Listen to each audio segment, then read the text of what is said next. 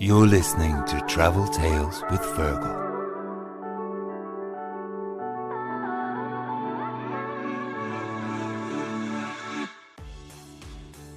Hello, my name is Fergal O'Keefe and you're very welcome to Season 3 of the Travel Tales with Fergal podcast. The podcast is a very simple premise where I chat to a special guest every Tuesday where I ask for 5 trips or places that most influenced or impressed them. My guests come from all walks of life with one thing in common: they all have great travel stories. As part of my Expat Lives series, I've interviewed many Irish expats about their lives living abroad. But my guest today is a little bit different, as it is an Irish American living in Ireland.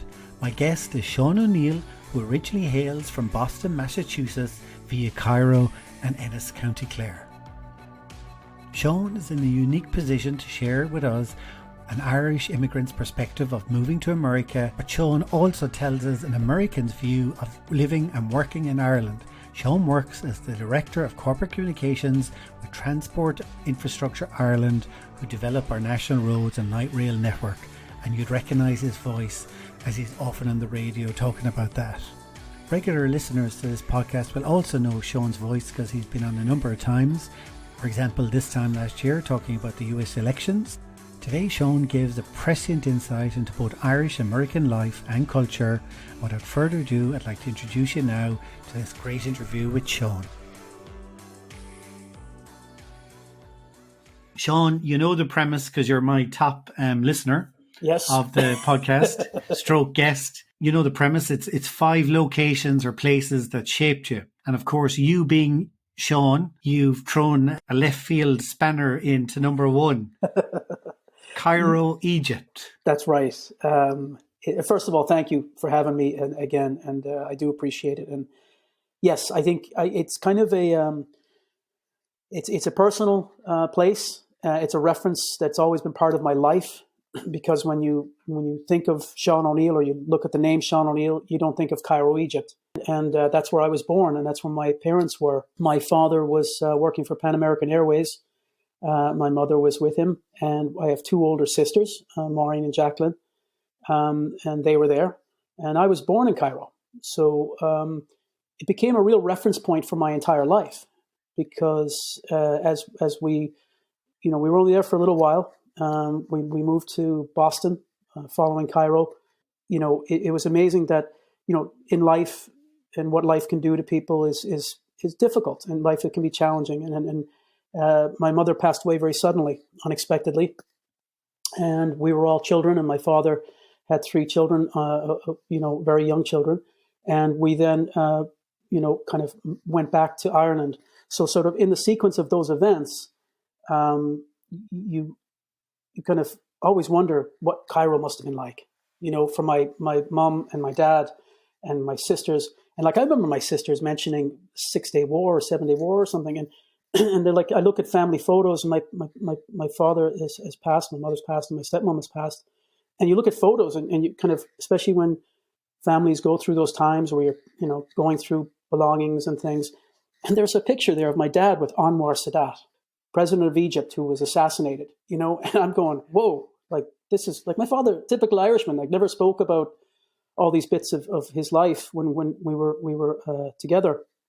And because he worked for Pan American Airways, he was almost I could say a diplomat for America in a way, because Pan Am was such a prolific American brand. What was the phrase they had? Did they call it the American airline? Correct. Was it? Yeah. Well, Pan Am, America's airline. Yeah, and it was really it was a prolific airlines of its time. And my dad is from Limerick. My mother's from Ennis. My dad started off in Shannon, carrying bags for them. And he was the director, one of the key guys in their operations in Cairo many years later. And he was, a Jack O'Neill from Pan Am. And it was just as circumstances. My mother's name is Pauline Malone, and she married an O'Neill. But my mum, there's pictures of me literally on a camel, and then a donkey with my mother as a baby, and big pyramids behind us, And so you have these sort of romantic ideals of where you were born, and people look at me, and especially when we move to America and you start, you get older and people are looking at you going, okay, especially my passport or something, because I have an Irish passport. My first passport was an Irish passport. And people do a double take to this day, Do they? Oh, absolutely. It says Cairo, is that? It says Cairo. And I remember just a couple of years ago now, well, a good few years ago now, and, the world has changed. And it's post 9/11 in America, you're traveling back and forth. And I remember at JFK in New York, and the security guy stopping me and looking at me and doing a double take. And I said, yeah, I walked into a plastic surgeon and said, make me a short, stocky Irish guy. What do you think?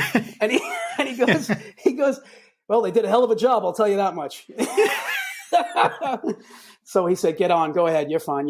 It's a defining place in my life because of where I was born, but also because the juxtaposition of who I am, my name, and then as my life progressed, people always referenced it because it's where I was born. And it just doesn't line up in people's consciousness as a place that a person that looks like me and sounds like me would have been born in Cairo, Egypt, especially when we ended up in America. So that's why Cairo is such a important place in my life.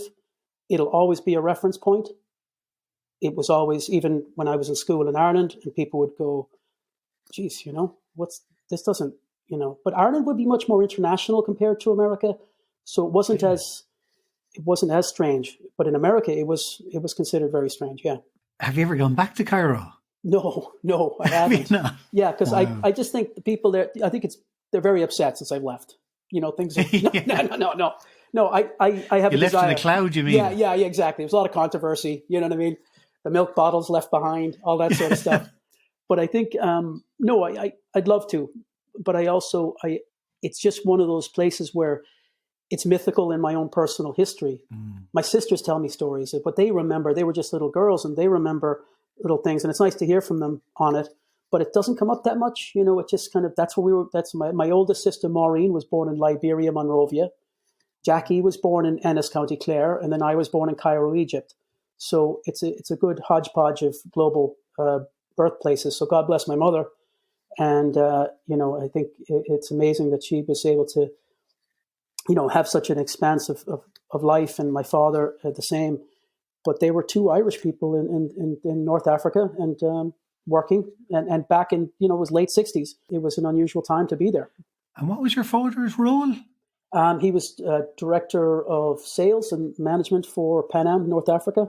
Yeah. So, and that really was the heyday of, international travel, wasn't it? Absolutely. And I to this day, I'm still programmed to wear a suit when I feel like I should wear a suit when I travel, because we always had to dress properly and be on time, be well ahead of the flight, be there. And my dad he was never late for anything, but just over time, it really taught us a lot about the value of travel and the value of getting to meet other people. Like over the years, friends of my father's would come and meet us, and they'd be from all over the world, and they would have different accents and different ways of looking at things. So it kind of really expands your horizon, to say the least, But it was a golden age. Like I saw a documentary there recently, and they were cooking eggs for breakfast on the plane. Yeah, first class. You know what I mean? Yeah, I remember as a kid, first class. Like because my dad, when we were traveling with my dad, you get you get bumped up, they called it, and it was, if it was available,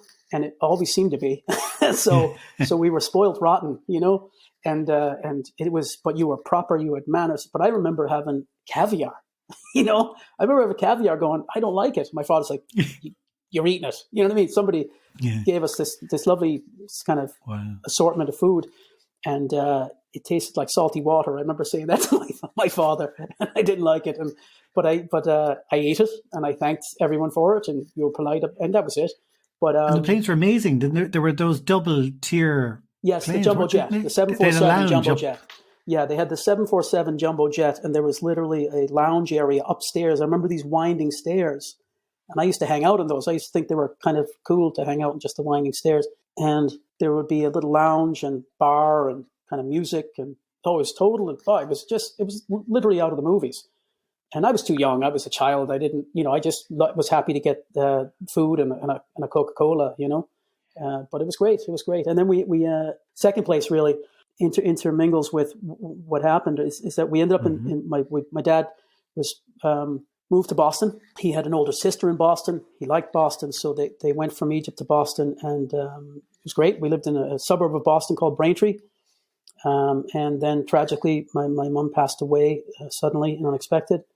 And I just you kind of, as a child, it's just and I think it's a momentous event for my poor mom, but for the whole family. And I think it defines your life forever. And it obviously it was my mother was very young, but it was brain aneurysm, and she collapsed and died. And my sister Jacqueline was with her, and that's what age something. Was she? My mother would have been, I believe, 31, around 31 years of age. Yeah, so it was one of those events, to say the least, that has had repercussions, obviously, for the rest of our lives and my family's life. And we then were moved from Braintree, obviously within weeks, to Ireland, to my mother's mother, my grandmother, where we lived in Ennis, County Clare. And what age were you then? I would have been four, around four. Do you remember that? Oh, I do, yeah. I remember I guess I remember feelings, I remember smells. I remember a willow tree. And I remember there was a willow tree in the back of the house in Braintree.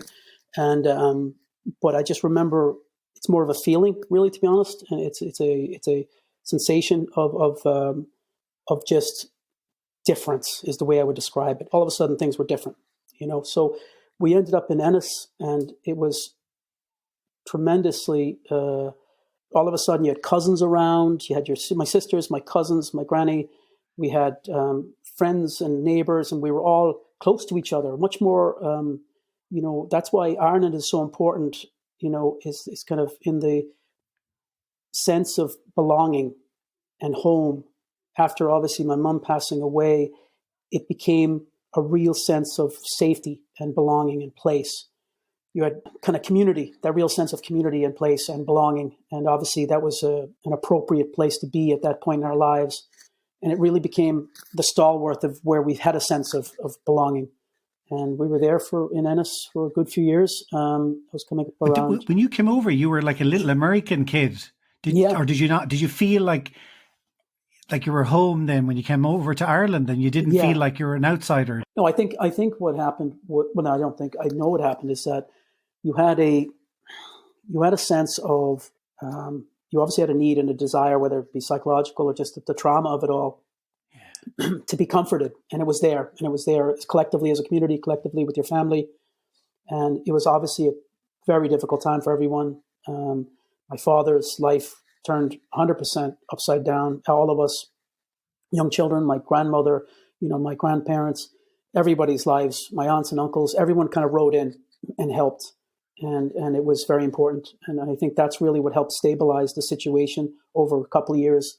And my father still was working in the States and coming back and forth. And I used to remember seeing my dad on weekends.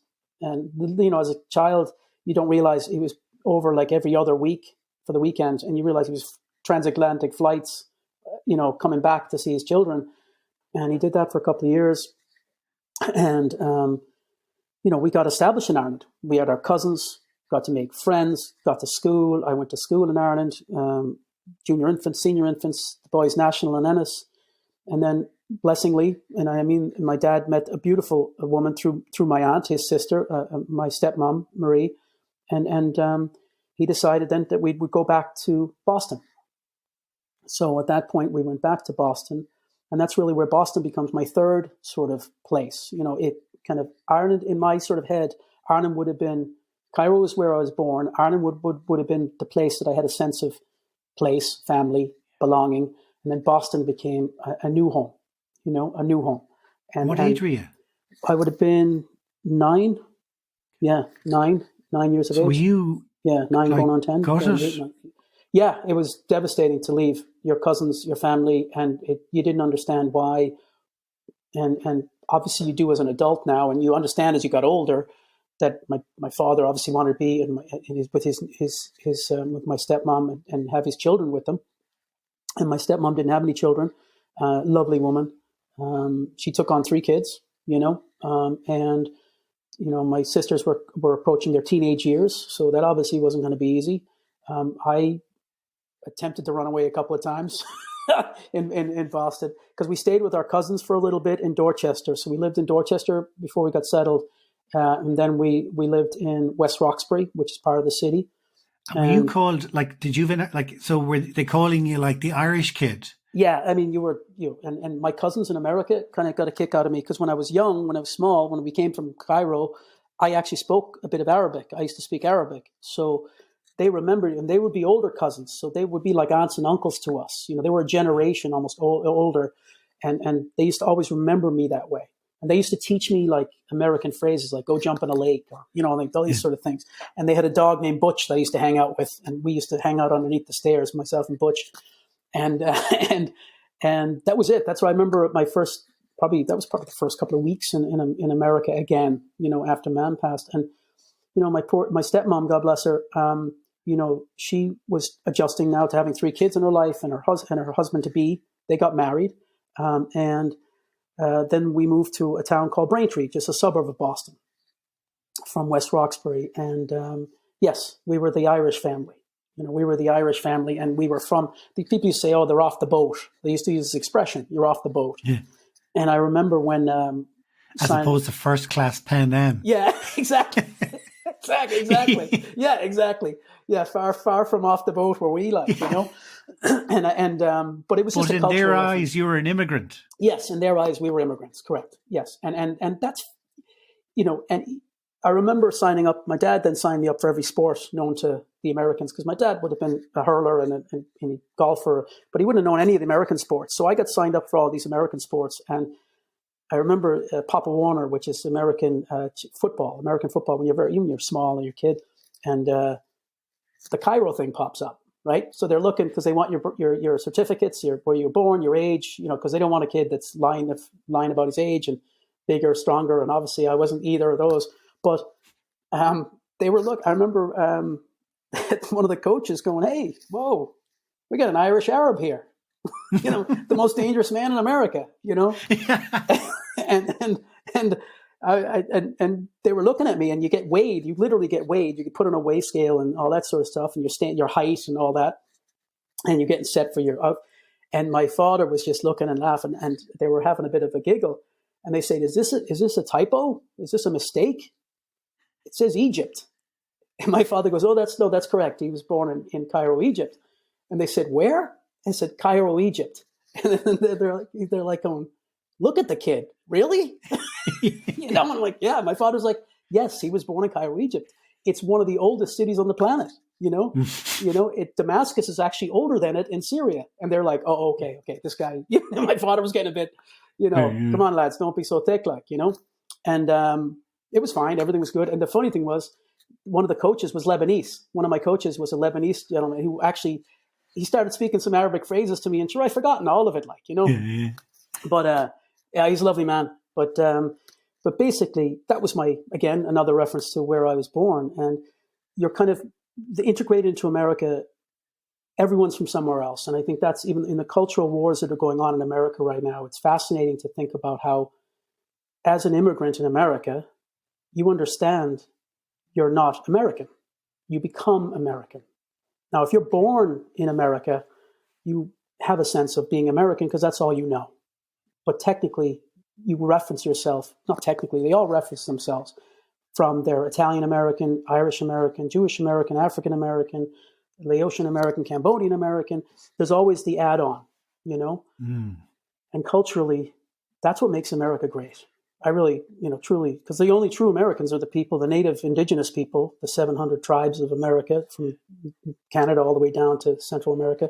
And I think those are the only indigenous people. Everyone else is an immigrant, regardless. And they reference themselves that way. There was a senator on during the week who was saying about how American culture is Anglo culture. And, there was no one here when Columbus, who wasn't an Anglo, arrived.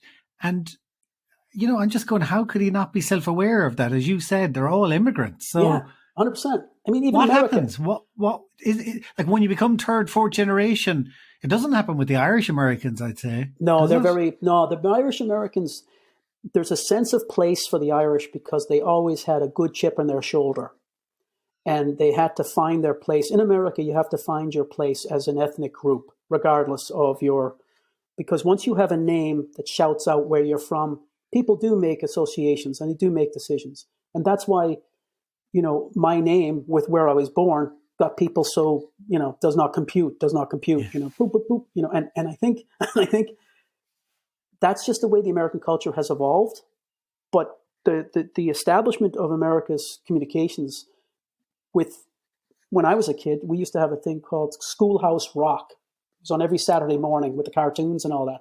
And it was kids of every hue and shade, and you were all singing songs, and it was all good. And you got a sense of place because being different was normal. Being different was normal. And that's obviously changed a lot now, in my opinion, and I think that, but America is a great country and it's people are amazing, but they has its challenges. And obviously they've been highlighted in recent years. But I think growing up in Boston, yes, we were immigrants. Yes, we were off the boat. Yes, we wore it proudly. But growing up in Boston, being Irish, it's kind of like, it's not a bad place to be Irish. Yeah. There is an advantage to being Irish in Boston. So when did you say you went at 9? What age were you then? How long did it take before you were American? I'd say, Do you know what I mean? Yeah. I'd say by the time, because Dad worked for the airlines, every summer we come back to Ennis. So our summer holiday was Ennis. That was the deal. You good in school, behave yourselves. You get your trip back to Ennis. So That's why I saw so little of you. Yeah, during the year, but you'd see me, oh yeah, exactly. Yeah. Exactly. No, I was good, that. But Twice. You made it back. So, well, my sisters were excellent students. I wasn't. And basically, that was our goal every year as kids, to get back to Ireland and get back to Ennis in particular. And I guess you could say I started noticing I was American maybe around the age of 14. When I was back, trying to get into the Queens in Ennis, or you know what I mean, and I was my accent, the way I spoke, and again, I think the challenge in America was that people couldn't understand you for a while when we were Irish. So you adopt your language and you adopt your use of language, so you're not repeating yourself, and that happens in every culture, I'm sure. But as an immigrant in America, Irish people do speak fast. We have a lilt to our accent, and it's because there's so many Irish, and we had our cousins and my aunts and my uncle in Boston and Dorchester. There was a lot of Irish people who had Irish accents as well. So you're kind of in that cocoon. And as soon as you went outside of that, if you spoke like that, not that it was a different language, it was all English, but Americans would be like, "What'd you just say? What'd you just say?" And you get sick of that. You get sick of repeating yourself. So exactly. You adapt. And you sound, and there's less questions about what you say. There's less questions about where you're from. There's less questions about who you are. And all of a sudden, that all disappears because you sound like everyone else. And what about when you went back to Ireland then? Did you find it frustrating? You know what I mean? Yeah, the opposite happened. Yeah, it was kind of, and then in Ireland, I was the American all of a sudden. Totally. Yeah, and you remember that. And you're American Sean. Yeah, American Sean. Yeah. And I think you become a novelty then in Ennis, and you're going, well, I was just here a couple of years ago, as a child. It's not like but then you wear it as a bit of a badge because you realize, hey, fair enough, I'm American Sean, and it distinguishes you from the others. So you didn't find it frustrating then? You just thought it was kind of amusing, probably. Yeah, I think so. And I think also because I had my granny and my aunts and my uncles and my cousins, you didn't really care because you had all that loving infrastructure, for lack of a better term. It was all there. And so if people were slagging you because you were American, or I was a bit pudgy or whatever it was, and then, you get older, you start hitting the weights, you start working out and all this, you come back and you're American Sean, and it's, you don't care, but I think there was teasing, there was all that sort of stuff, but you kind of, that's childhood, that's life. You get it. You got to roll with the punches, So Boston, growing up in Boston, did you love it? Is it a good city? It's a great city. It's a city that offers everybody an opportunity. I know people have images of America right now, and some of them are very negative. But a city like Boston is absolutely diverse. It's conservative in a liberal way, which sounds oxymoronic. But the Puritan ethic is what really created the New England region, and that sort of driven education. Whatever you do, it was a great expression in Boston. If you're going to do anything, you're going to clean the streets, which I did. You're going to be the best damn street sweeper you can be, and then you can move on. And I remember I clean toilets, empty trash bins, do all that sort of stuff. You have it to have work, and to work is a essential part of growing up in Boston and New England, and it's part of the culture. There's pride in everything people do, and it drives that sort of that desire to be the best who you can be, and that's culturally what they do. And you got Harvard's there, you got all that sort of stuff, but you got all sorts of good universities, good educational systems, great training colleges, great training for carpentry, electricians. I have buddies who did everything. And I think that's what it offers. It offers everyone an opportunity. And Boston is great crack. It's fantastic crack. Like, it's unbelievable. There's restaurants, pubs, historical sites, great neighborhoods, just sports. It's a sports town as well. So it's really, and it's a lot of Irish influence as well. So that's not too bad. A company I used to work for had an office in Boston. So I used to go out there a little bit. And I kind of noticed that it kind of closes up early enough, though, doesn't it? Well, I was a bit shocked. Yeah, you said like Puritan, Yeah, that's what I mean. They have a thing called the Blue Laws, which was brought in. It kind of closes everything at certain times, and they're very strict. And policing, again, it's job. There's a lot of jobs in the police force, and they better be doing their jobs, or else they're going to be in trouble. So, but you got to know where to go. Trust me, I knew where. Yeah, you got to know where to go. There was a lot of places you could go to. That I was in city centre. Yeah. Well, there's a place called J.J. Foley's down by Downtown Crossing you could have gone to. And if you had the right knock on the door, you'd be okay, And where would you go on the coast? Like, you go off to... Yeah. Or we go Ennis, or was it or off to the new... What Martha's were they called? Vineyard, go, first of all, Cape Cod. You'd get a job at Cape Cod in the summertime. There'd be tons of Irish there. I got a job. I was landscaping for a good few years down in Cape Cod, and I'd stay with my aunt and uncle, the Fitzgeralds, in Cape Cod. And you'd be up and out at the crack of dawn, literally 5:30. You'd be getting down to your job 6:30 in the morning. But the nightlife, the crack in Cape Cod is amazing. Like, Cape Cod is beautiful, and it's amazing. And a lot of my friends their families would have places down there, and you'd all meet up on the weekend. And especially as you're getting into your late teens, your teenage years, you have a driver's license. You can get and go to see people. But Cape Cod is amazing, and Martha's Vineyard's amazing, and it's beautiful. It's beautiful. It's accessible. There's beautiful little inlets and outlets and kind of coves and things you can go to. And I'd recommend Maine. In the northern up in northern New England. Maine is beautiful, rustic. I've been up to I was up there in winter time, actually, where the bushes. Kennybunkport. Yeah, Kennybunkport. Yeah, gorgeous. Yeah, that's a beautiful. It reminds you of Ireland. That's what I loved about it too. Well, when I was there, it was covered in snow. Okay, it was winter. But it was gorgeous. Yeah, but Maine. It was a real adventure getting to the pub. Yeah, and chowder. I was just talking to my sister about it actually this week. The Boston chowder. Yeah, it's famous. It's famous. The little biscuits, little biscuits. Crunchy biscuits. Yeah. It's famous. There are institutions in Boston that are now gone, but they give you a sense of place and belonging and characters. And Boston has a lot of that. And I think that it's what people should experience in cities, what the locals would experience, And I think that's what Ireland offers people, is that we should highlight what we have in Ireland, because that's what visitors want. They don't want the same thing that they can get in home, Exactly. And I think that's important. So Boston offers that. It offers a lot of variety, a lot of unique settings. It used to anyways, and I still think it does, And can I just ask you, so people know your voice, I would say, from you're on the radio a lot, you work with Transport Infrastructure Ireland. That's correct. Am I right in saying? Yep. Yes. Communications guy. Yep. So how did you get into communications then? What? Well, my background is my undergraduate work was in communications. I went to Northeastern University in Boston, and it was a cooperative school. So you worked and went to school and kind of worked, and you got into your field. And I was eventually I got a job in construction because it was the early 90s. There was no jobs, and my buddy and I, Joe Driscoll, one of my oldest pals, we grew up with Joe in Boston, and we both got jobs in construction with university degrees.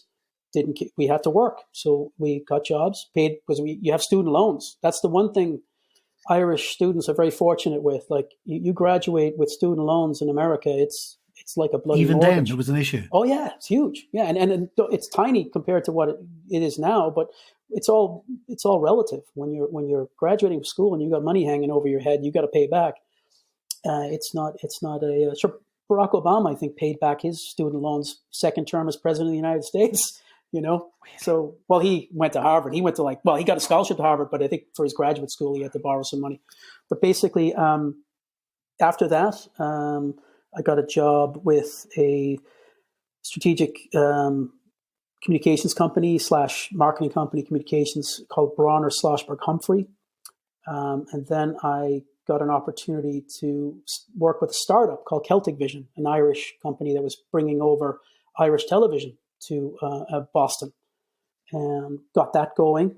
And we sold that. And then that helped get me into graduate school. So I went to graduate school in Boston as well. I went to Emerson College for my master's while I was also working. And at that time, I actually got a summer. So I was in between one job. I got an internship at the Big Dig in Boston, a summer internship while I was applying for graduate school. And the Big Dig internship turned into a job that turned into my career. I worked my way up there and became their director of communications a few years later, and got my graduate degree simultaneously while all that was happening. And I got my graduate degree in communications management. So all of that happened in Boston, and that's why I feel so attached, to say the least, with all the people I love and care for still in Boston. My oldest friends, and I know my Irish friends. I've met my Boston friends, and they kind of grew up together as well over the years, visiting back and forth. And we've been at each other's weddings and things like that. So it's a really great place to have your life experience. If you're not going to be in Ireland, in my opinion, you might as well be in Boston. And tell us, just about, did you mention to me before, did you do stuff with Tip O'Neill, or was that Tom? Yeah, Tom O'Neill, his son. Yeah, Tip O'Neill was one of the architects of the funding for the Big Dig. Okay, so it was his the Big baby. Dig. Yeah, it was his baby. He got funding. He was Speaker of the House at the time, and he worked out a deal with Ronald Reagan. And there's a great folklorish tale about this, which I will tell you. Again, it's folklore, but it could be true. So Ronald Reagan, President of the United States, a Republican. Tip O'Neill, Speaker of the House, a Democrat. Ronald Reagan, a man from California, former Hollywood star. Tip O'Neill, a guy from Boston, Cambridge, Massachusetts, literally from bootstraps up to be Speaker of the House of the United States. And they started negotiating on Reagan wanting to get his budget passed for a thing called Star Wars, which was to help with dealing with the USSR at the time. And it was a military program that would have lasers with satellites up in the sky, and satellites would shoot lasers and shoot down intercontinental ballistic missiles. And they called it Star Wars. So real modern defense network stuff, right? And Tip O'Neill said, okay, fair enough. He was Speaker of the House, but he held the purse strings for the Congress because Congress was run by the Democrats. So he says to Reagan, I want to take all of Boston's highways that cut through the city, the elevated artery, it was called the Central Artery, and I want to put it underground. A gentleman named Fred Salvucci, working for Michael Dukakis, who was governor at the time of Massachusetts, came up with the idea. It's absolutely engineering genius. Fred Salvucci was from MIT, engineering. And Reagan looked at him and said, you're out of your mind. And Tip O'Neill said, oh, really? Shooting lasers from satellites? That's going to work? he goes, last time I checked, so basically they worked out a deal. And it was the greatest political deal in history for Massachusetts, but also subsequently in the great political folklore of this story, the actual expenditure that the USSR had to go to compete with the potential of Star Wars brought down and bankrupt the USSR. That was one of the major expenditures that they had, because all of a sudden, when Tip O'Neill said, okay, funding is made available for Star Wars, that makes it real. Yeah. So if you're a foreign government competing with the United States on a potential, this is back in the Cold War days, Exactly. And, all of a sudden it's real when someone like Tip O'Neill says, okay, fair enough, the expenditure is required. But in return, he got his big dig money. Now, this is folklore. Is it true? Is it not true? I don't know. But it's a great story nonetheless. So I always say... It's a classic Boston story, isn't it? Yeah. But Tip O'Neill got his Central Artery Tunnel project, as it was formerly known, and it was called the Big Dig. The Big Dig. Yeah. And it's funny, maybe every state has those stories, and I only hear the ones from Boston, but any story I ever hear about Boston, the Boston guy is always the legend in the story, It's always best to keep your own. It's a bit like Cork, you know? Exactly. You know what I mean? Yeah. Well, Boston would be Cork, and New York would be Dublin. Okay. Really? Culturally. Yeah. Oh, yeah, absolutely. Yeah, absolutely. So there's a bit of a chip. There's a little bit of a 100%. chip. Yeah, absolutely. And I think that's culturally where you could, from the Irish translation standpoint, that's where I would put it. New York is Dublin and Boston is Cork. So the next one you mentioned about a change in course in your life. Am I right in saying that? Yeah. So where is that? That was in Montreal, Montreal, Canada. And again, if we kind of retrace my steps as I kind of came back to, had my sojourn around the world and went to Korea, came back to Boston, got the job working. And, as I said, kind of after the Korean experience, kind of went forward to the Big Dig and worked. And worked my way up over a few years. And, I had a good gig, but I was in the trenches every day. I was working, I had 2 pagers. I had a cell phone back when people had pagers. I'm aging myself. And I was, you'd be in the paper every day, on the news every night, and explaining what was going on, because the Big Dig went from, just to give people perspective, your listeners perspective, before I arrived to the Big Dig, it was estimated to cost around $3 billion, $2.8 billion. I got there when it was about $7.8 billion. Okay, and when I finished, it cost about $15 billion. Wow. So it was escalating. Anytime you're tunneling through a city, and all the challenges, all the engineering challenges, keeping the whole place running. I mean, it was the largest and most complex urban construction, urban renewal project in American history, ever. So I saw a video of you from it, and it was like classic Sean, because you were doing your stats. Oh, yeah. You love, did you go to the moon and back, or around the world on a skateboard 20 times? Yes, that was the early version. You were doing that in your 20s. Yeah, I was. You're still doing it. Yeah, and it's reference points and can sort of give people perspective.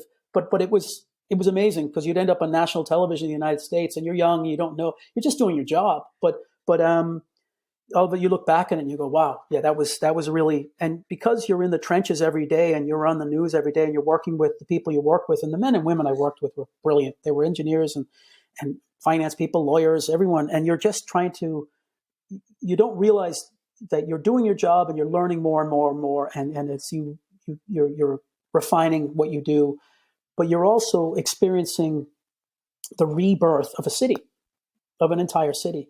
Boston was cut off to the waterfront by these hulking erector set highways in the sky that were built post-World War II in the United States. And it really cut off the city to its historic waterfront. We come along, put it all underground. We create literally parks through the heart of the city now, a grid pattern. People can go right to the water. Opened up the whole South Boston waterfront for development now it's literally worth billions, tens of billions.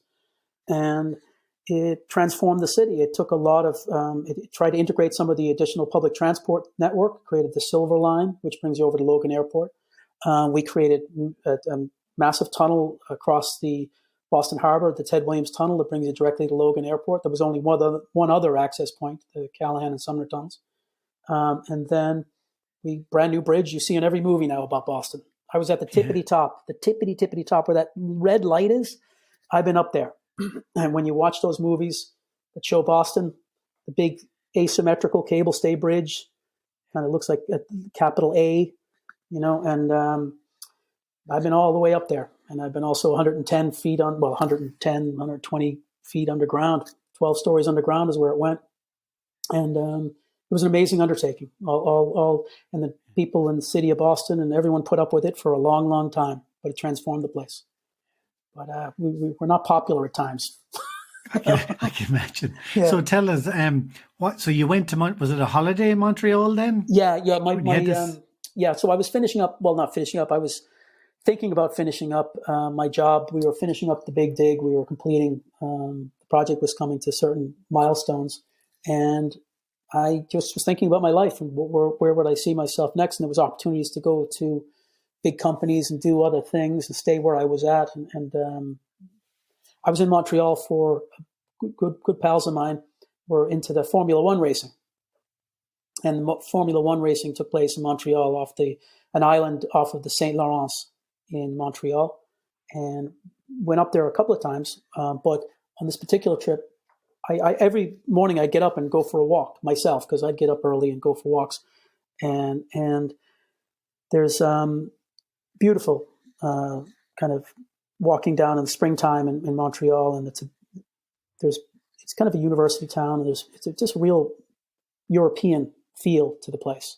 And you're walking around, and I used to do this, get my coffee, walk around, get a paper. And I was looking across the St. Lawrence River and just sitting down, and kind of a routine I got into up there. And I started thinking about where I wanted to have my life and where I wanted my life to go. And Ireland kept coming back to me, and Ireland. And I went further down the river and kept just beautiful walk. And I just decided at that point I was going to go home to Ireland. And I remember making that decision in Montreal. And I went back to Boston, talked to one of my oldest pals, Joe Driscoll, and my old pal, John Enright, told them, this is what I'm going to do. And they know me. If I say I'm going to do it, it's probably going to happen. So I ended up in Hong Kong. I got a job in Hong Kong for a couple of months.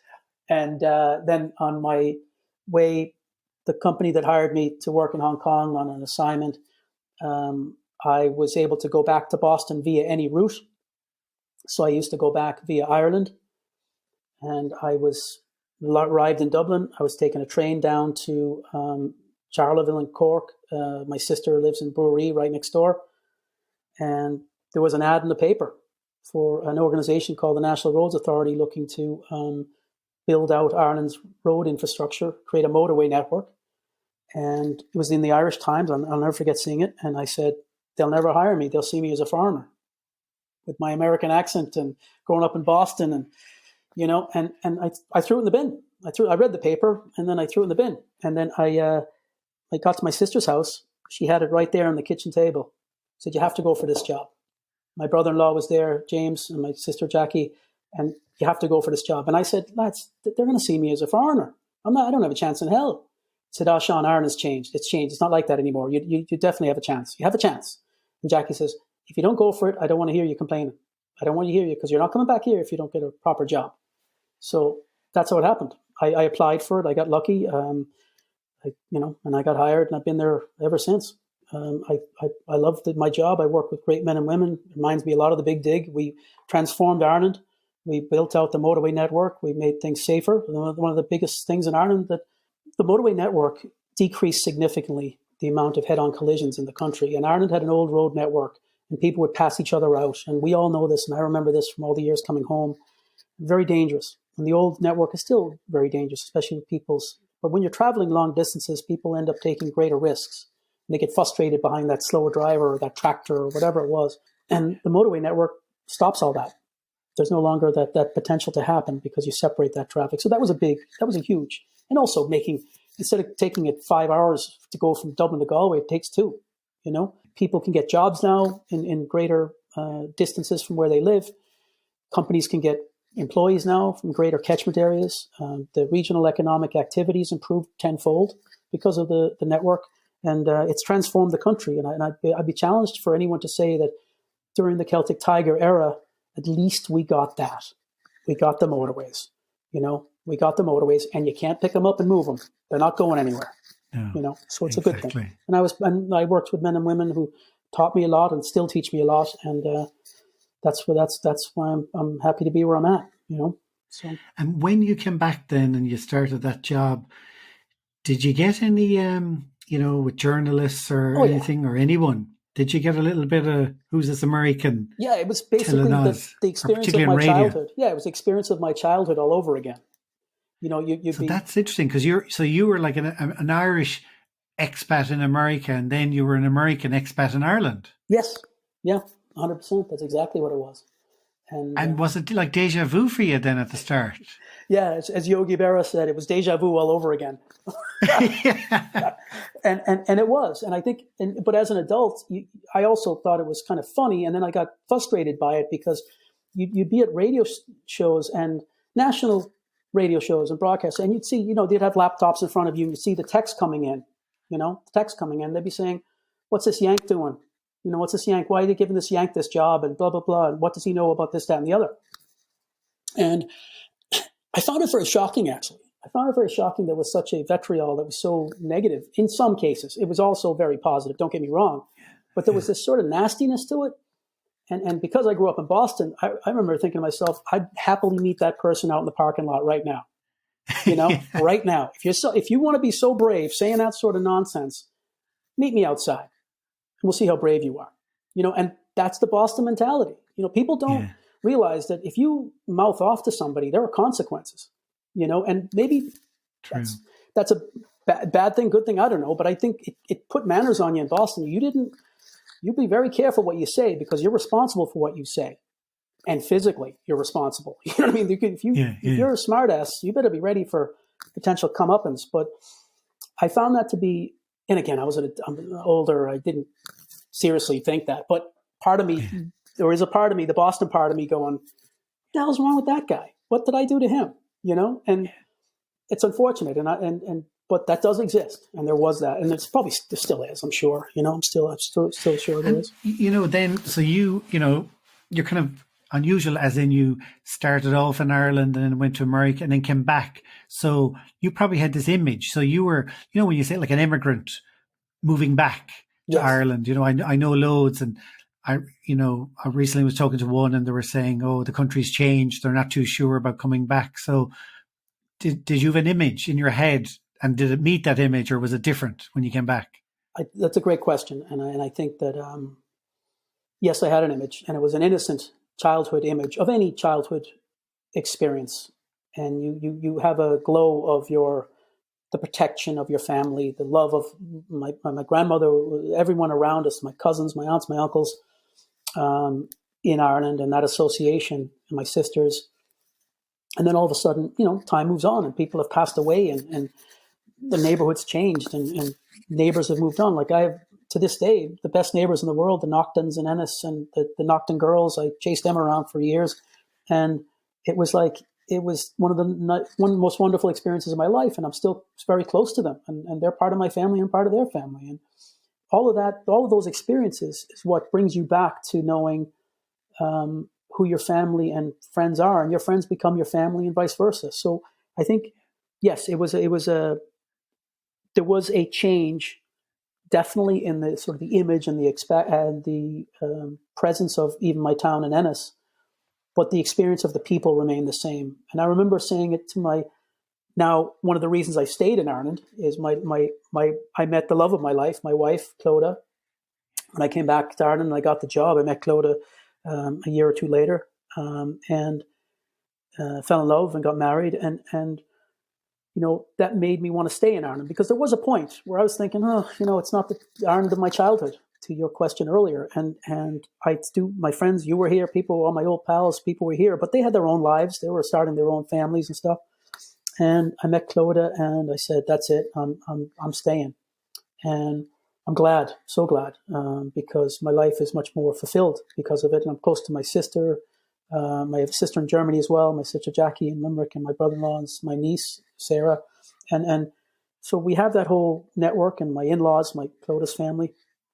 It's so important to me because as a child, being shuffled around a bit, not massively, but with the circumstances of my childhood, having that opportunity to be with people that you love and care for, and love and care for you, your friends, your family, that's precious. And I remember saying it in my wedding speech, and a buddy of mine just reminded me. I said, it's funny about life is that the backdrop, whether it be Boston or whether it be Ireland, the backdrop doesn't matter. It's the people in the scene that matter. And that's what's important to me. Now, Ireland is one hell of a backdrop. It's a beautiful backdrop, and it's a beautiful country. Exactly. So we're very fortunate, and I do appreciate that. So, yeah, that's kind of my story.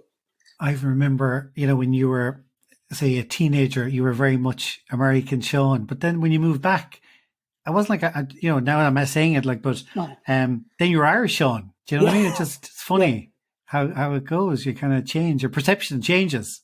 Well, I think, yeah. And I also think that I definitely, again, to blend in, maybe my accent has softened, my Boston accent has softened a bit. And I think that culturally, it gave me an advantage because I sounded like this, even though I'd be on representing my organization. I sounded like this, but I knew the nuances of Irish culture. I knew the subtleties of Irish innuendo and language. I knew certain nods and winks and what they meant. So, but people didn't know I knew that. So it was an advantage. Of course. And just on that, being, say, the American side of you then, is there little things about Ireland that you look at and you still go, God, that's a bit strange, isn't it? Is there anything about the Irish or is it, would you even notice? I think the Irish have had such a huge influence in Boston that the culture of Boston, the sense of humor in Boston, that the sort of the hard cut thrust of people in Boston has is a huge presence because of the Irish influence. And look, there's many wonderful ethnic groups that have influenced Boston. Don't get me wrong, but at least in the circles I grew up and ran around with, the Irish culture was prominent. And a good buddy of mine, African-American pal of mine, he used to always say, geez, how did the Irish take over? I said, well, they unfortunately, they fought everybody else for it, and I think that time has passed culturally in Boston. I think it's kind of, it's not past, but it's fading a little bit. And it's somebody else's turn now, and that's just the American way. And I think in Ireland, we've gotten a bit more American in some ways than I would like to. I remember living in Dublin and the language and the use of language when I'd be on the Lewis, and I'm going, what am I in California? I'm hearing hey, kind of, and it's just the influence of American culture has influenced Ireland. And that's my daughter Daisy, literally on a daily basis, I go, were you in holidays in America last week? I mean, she speaks an American accent. Yeah. It's in Clonmel. Yeah. I mean, it's proper American. Yeah. And that's the influence of modern culture and the influence of American culture. But I don't think the Irish have, I still love the country, the nuances that get picked up that my buddies from Boston, when they come over, don't understand. You're driving down the road and somebody gives you the index finger flicks up. Yeah. That's just hello. You know what I mean? Kind of a bit of a, and they're like, does that guy know you? I'm like, was he pointing at you? I'm like, no. That's just recognizing you, and we have subtleties or that the Americans don't get. And I think that's a good thing culturally for us, because you do have to offer something unique in the world, and we should hold on to that, and we should treasure that. And our ability to talk about anything is something the Americans are baffled with. I only ever notice that when I'm going on holiday, like when I'm abroad on holidays, and I'm going down to the shop in the morning to get something, and I'm saluting everybody, and and they look horrified. Yeah. Literally head down as they're walking. Yeah, and I think that's a culture thing that that other people don't get. Irish people, we do that, and that's a good thing, I think. And I think that's an important thing because you're letting people know they exist and you exist. Exactly.